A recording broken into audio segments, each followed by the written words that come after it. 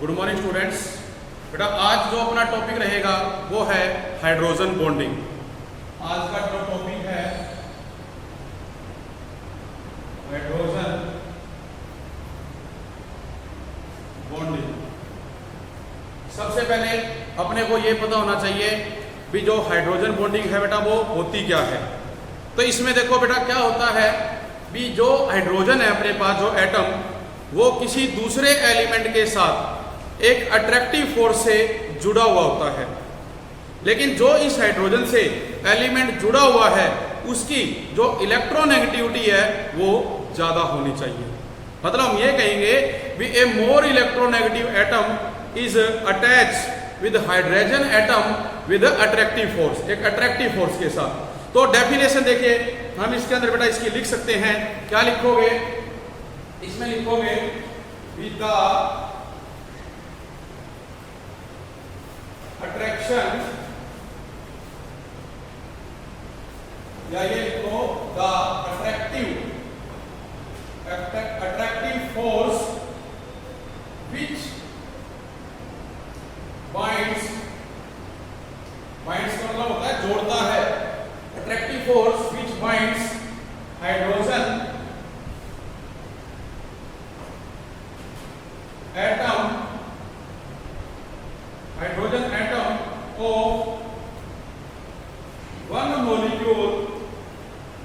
of one molecule with the more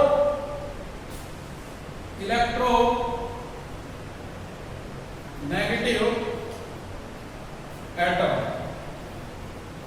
bracket में जैसे fluorine, oxygen और आप लेते हो and nitrogen of another molecule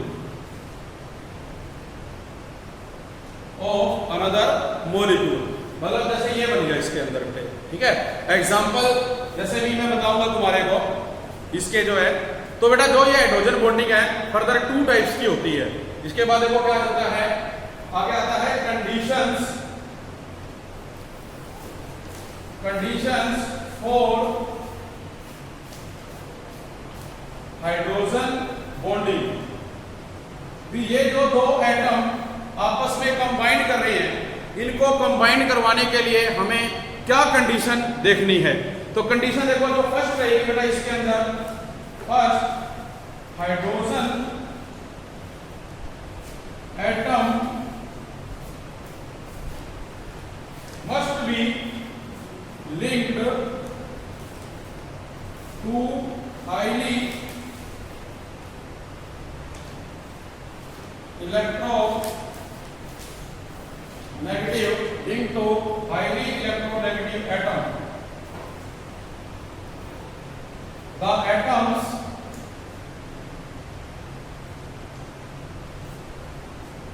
taking part, जो इसमें हिस्सा ले रहे हैं, और फ्लोरीन इसकी इलेक्ट्रोनेगेटिविटी 4.0 है। इसके बाद बेटा तुम देखो ऑक्सीजन 3.5 और नाइट्रोजन 3.0। मतलब ये हुआ भी कोई भी जो हाइड्रोजन एटम है बेटा आपका वो लिंक होना चाहिए एक हाईली इलेक्ट्रोनेगेटिव जो हमारा एटम है।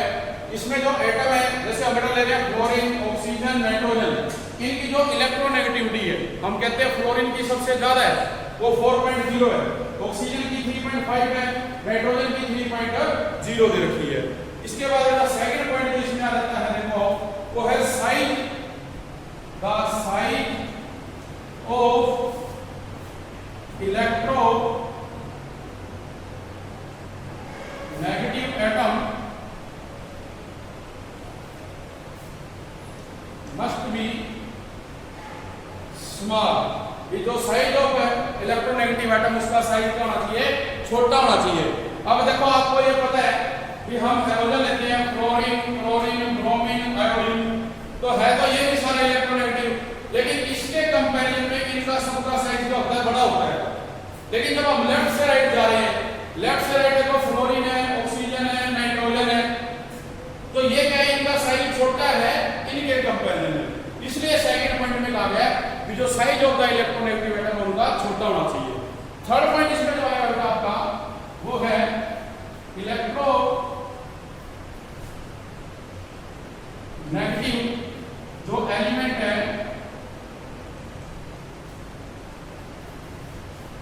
should be possessed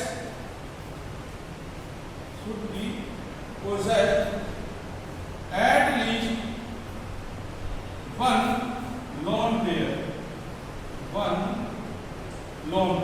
भी इलेक्ट्रोनेगेटिव एलिमेंट के पास कम से कम एक जो लोन पेयर है वो जरूर होना चाहिए। तो ये क्या रहेंगी इसकी कंडीशन रहेगी बेटे, ठीक है। इसके बाद आ जाता है types of hydrogen bonding.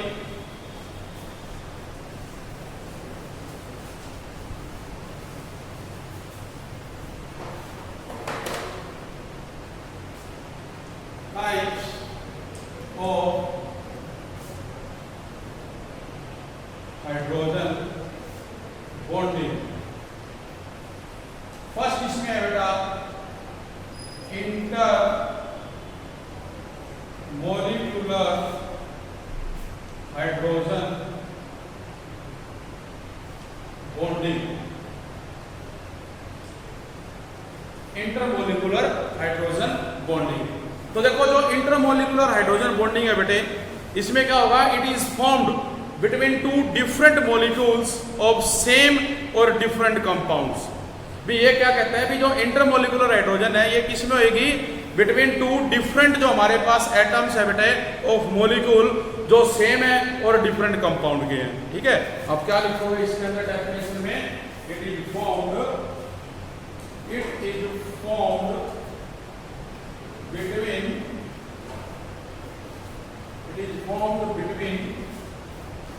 two different atoms of molecule of the same or different compounds।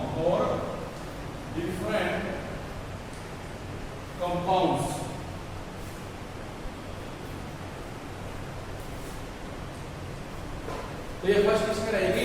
तो जो इसका एग्जांपल है ये कर दिया बेटा।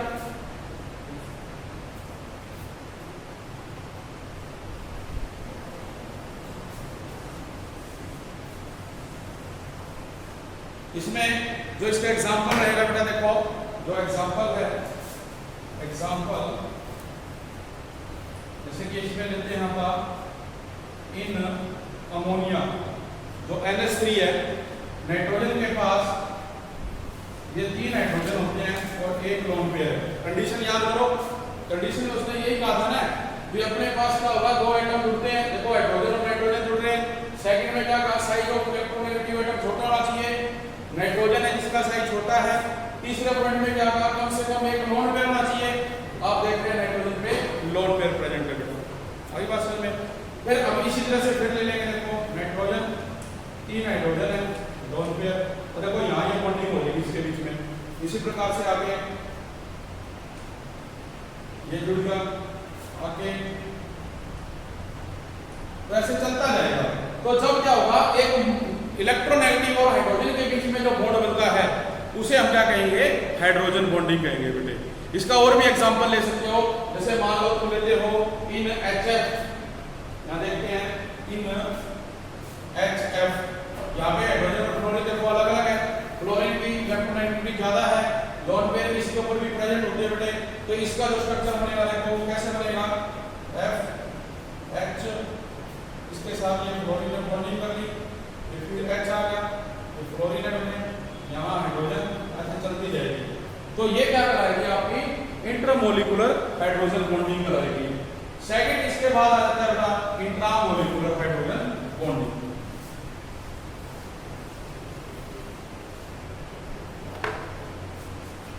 सेकंड है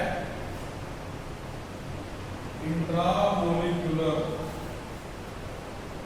बॉन्डिंग।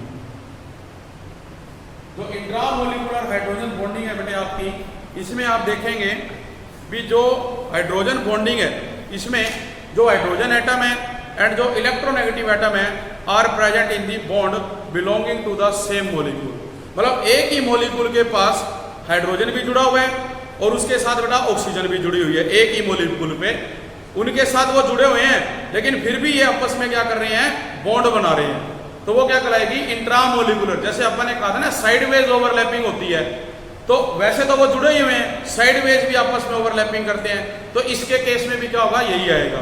ठीक है, क्या कहना आपने इसकी डेफिनेशन में, in this type of hydrogen bonding, लिखिए in this type of hydrogen bonding the hydrogen atom and electronegative atom, hydrogen atom and electronegative atom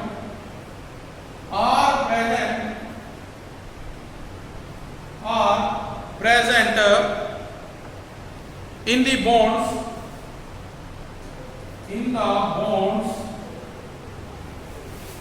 belonging to the same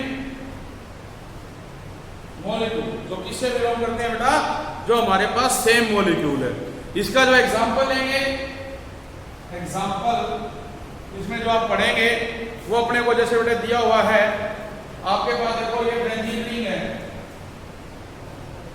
इसके ऊपर ये नाइट्रोजन डाइऑक्साइड, नाइट्रोजन डाइऑक्साइड क्या होता है, NO2, मतलब ये चीज दे रखी है आपको देखो बेंजीन पे, और इधर ये OH दे रखा है उसने, मतलब NO2 और OH दे रखे हैं, दो मॉलिक्यूल।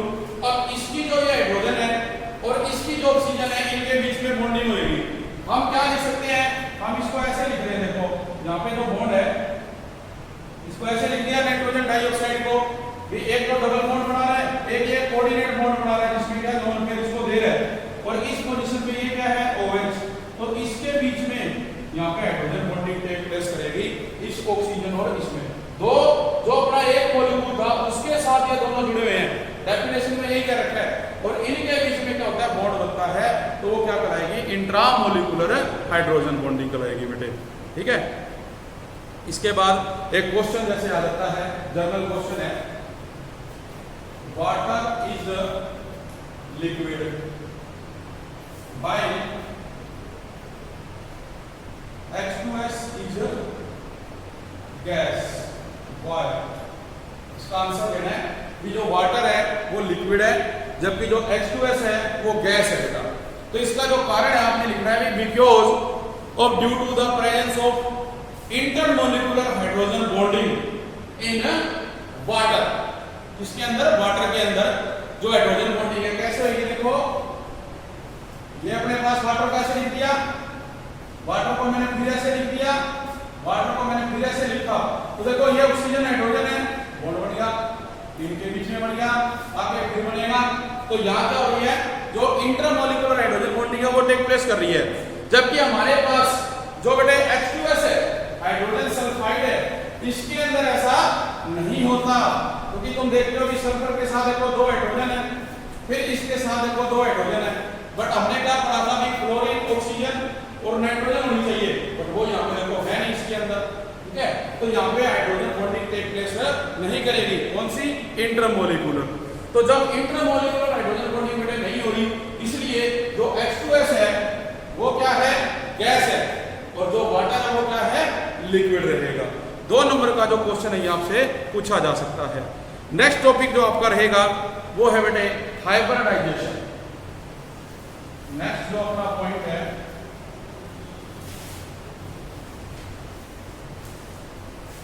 ये कह सकते हो the last topic of this chapter is that hydrogen bonding के बाद हाइब्रिडाइजेशन।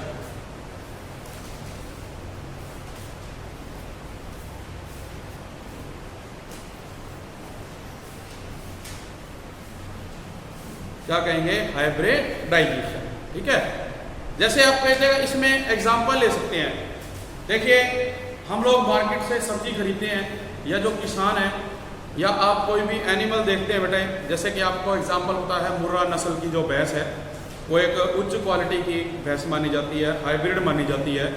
जो नॉर्मल भैंस होती है उससे, बुफेलो से।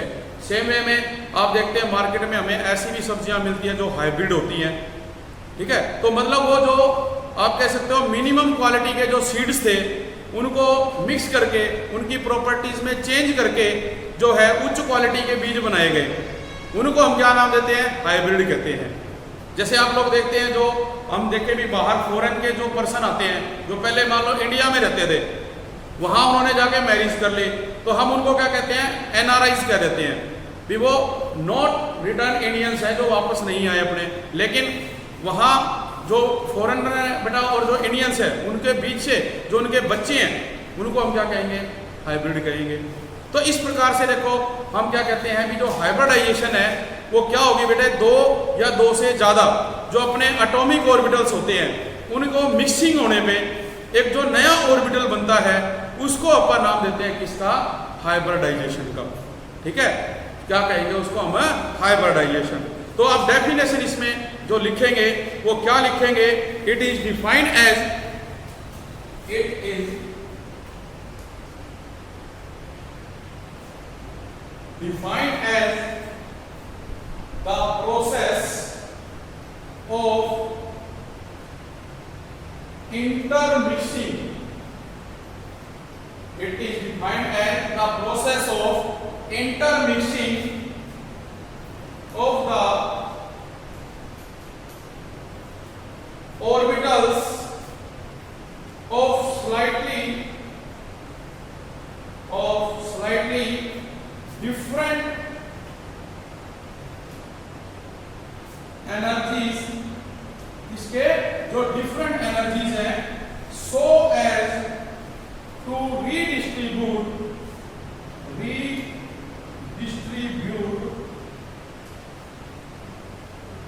देयर एनर्जी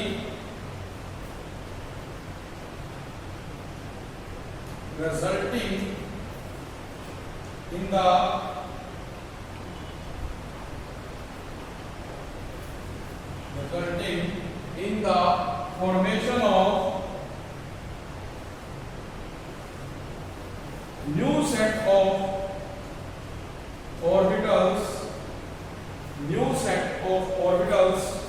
of equivalent, तो देखो बेटा क्या होगा, set of orbitals of equivalent energy and shape is called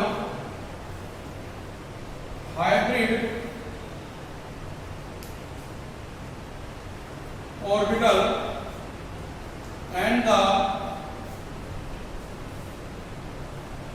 phenomenon is called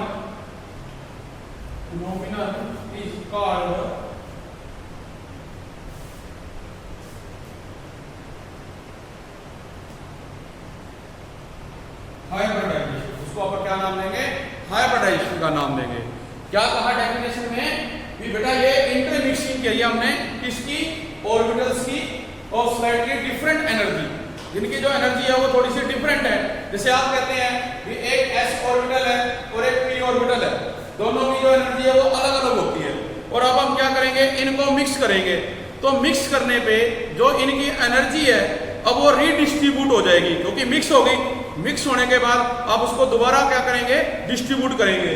तो वही चीजें करें बेटा, we redistribute their energy resulting, इससे क्या होगा, in the formation of new set of orbital, एक न्यू सेट ऑफ ऑर्बिटल्स बनेगा, इसमें जो उनकी एनर्जी है वो इक्विवेलेंट होगी और जो शेप भी है, तो उसे हम क्या कहते हैं, हाइब्रिड ऑर्बिटल। एंड जो फिनोमिना है वो क्या कराएगा, हाइब्रिडाइजेशन। ये डेफिनेशन मेरा समझ में आई कि नहीं है। इसके बाद आ जाता है types of hybridisation.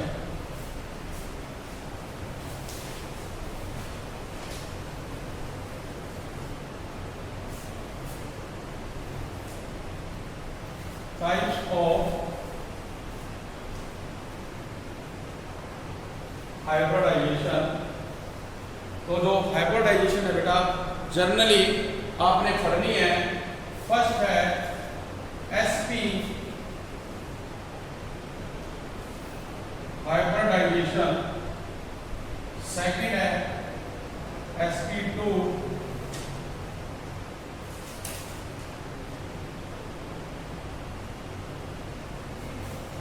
Hybridisation, number 3 है बेटा sp3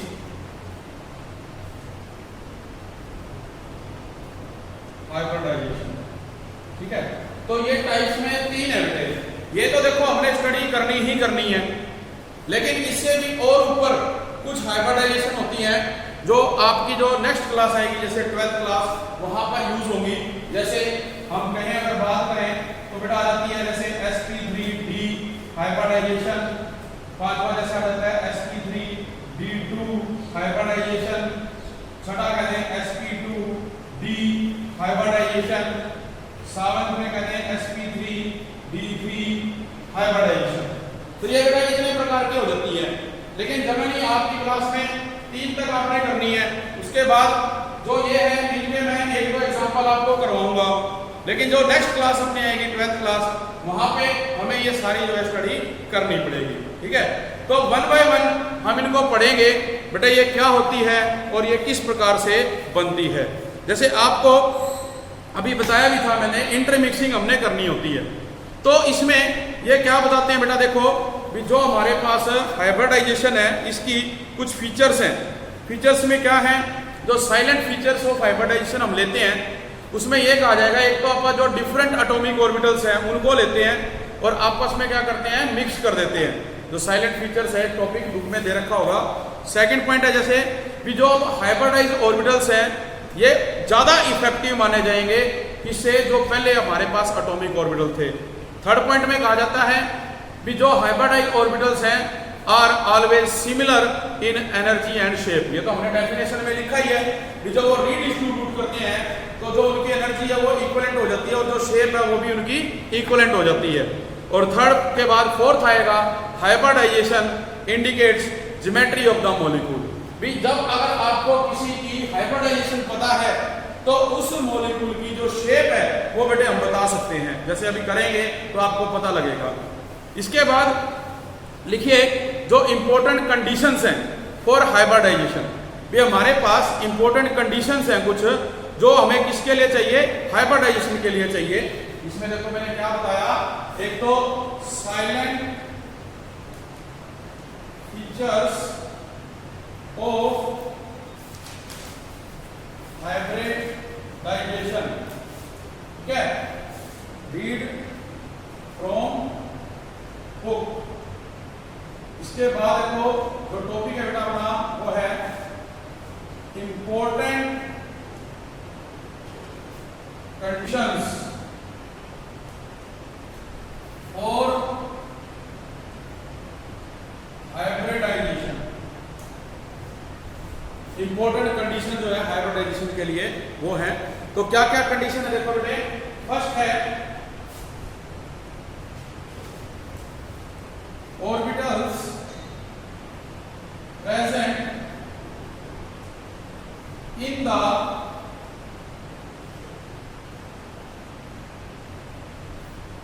valence shell of the atom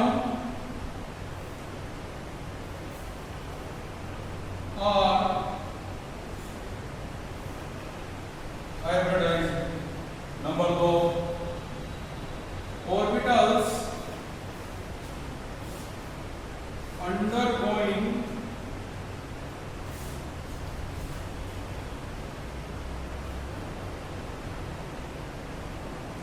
hybridization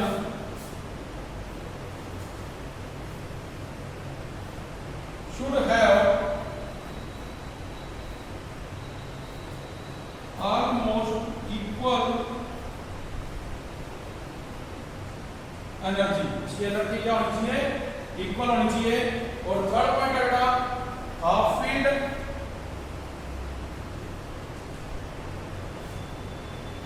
as well as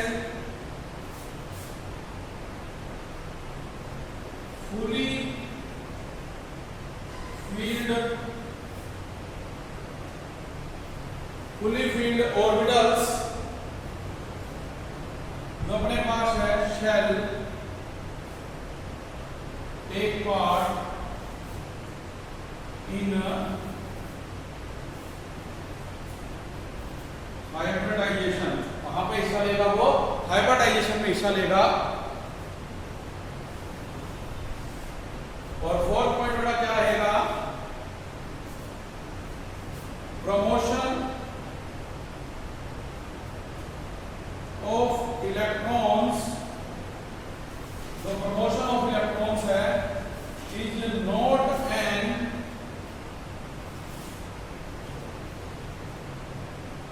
essential condition for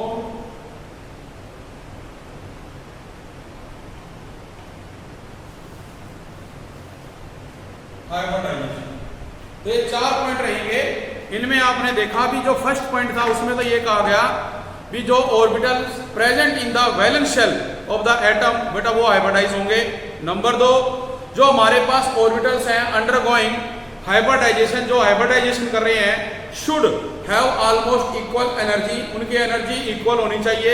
number 3 बेटा हाफ फील्ड ले लो चाहे आप फुली फील्ड ऑर्बिटल ले लो, वो should take part in hybridization. और लास्ट है, जैसे हम इलेक्ट्रॉन को आगे भेजते हैं तो जो प्रमोशन ऑफ इलेक्ट्रॉन्स है is not essential condition for hybridization. तो एक कंडीशन रहेगी। तो जो मैंने आपको बताया टाइप्स ऑफ हाइब्रिडाइजेशन, इसके अंदर जैसे बेटा हम स्टार्ट करें अगर फर्स्ट से, तो जो हमारा फर्स्ट पॉइंट जैसे आ जाता है वो है sp हाइब्रिडाइजेशन। कौन सी पढ़ेंगे आप, sp हाइब्रिडाइजेशन पढ़ेंगे। तो इसमें देखो आप क्या कहोगे, जैसे नाम से ही बेटा आप पता कर सकते हैं कि कौन से जो एटॉमिक ऑर्बिटल है उसमें टेक पार्ट करेंगे। जैसे आप देखते हैं भी जो हाइब्रिडाइजेशन है वो क्या है, sp है। तो sp हाइब्रिडाइजेशन में देखो लिखोगे in this hybridization mixing of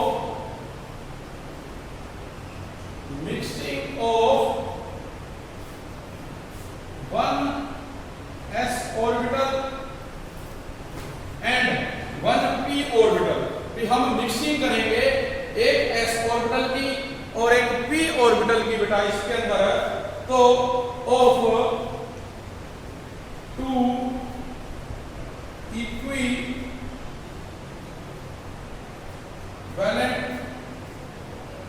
sp hybrid orbital. तो इसमें क्या होगा आप देखेंगे भी इंटरमिक्सिंग करने पे हमारे पास जब इनको इंटरमिक्सिंग करेंगे भी intermixing of 1s orbital and 1p orbital, तो आप लिखोगे इन द फॉर्मेशन ऑफ, थोड़ा सा पानी को, orbitals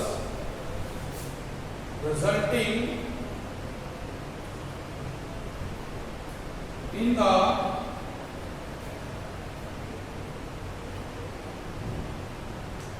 formation of 2 equivalent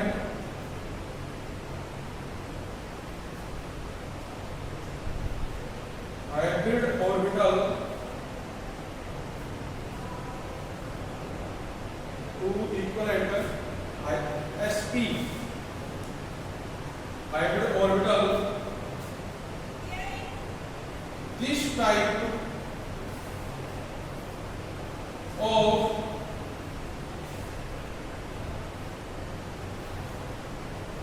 hybridization is known as sp hybridization। क्या नाम देंगे, sp हाइब्रिडाइजेशन। एग्जांपल,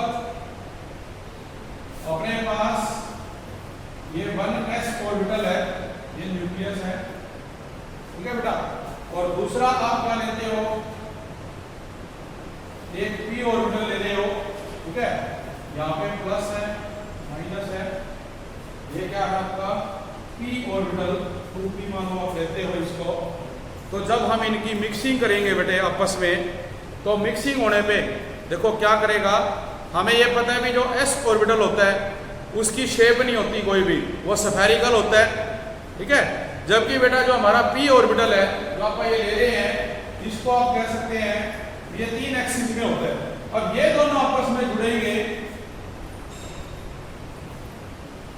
तो इस तरह से बनता है, और इस तरह से बनता है, और